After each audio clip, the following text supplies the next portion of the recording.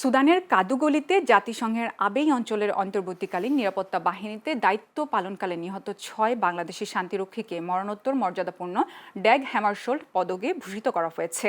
New ইয়র্কে জাতিসংঘ সদর দপ্তরে আন্তর্জাতিক জাতিসংঘ শান্তিরক্ষী দিবস উপলক্ষে আয়োজিত এক অনুষ্ঠানে সম্মাননা দেয়া হয়।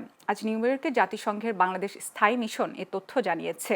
জাতিসংঘ মহাসচিব আন্তোনিও গুতেরেস নিহতদের পক্ষ থেকে পদকগুলো জাতিসংঘে বাংলাদেশের স্থায়ী প্রতিনিধি রাষ্ট্রদূত সালাউদ্দিন নোমান চৌধুরীর হাতে তুলে দেন।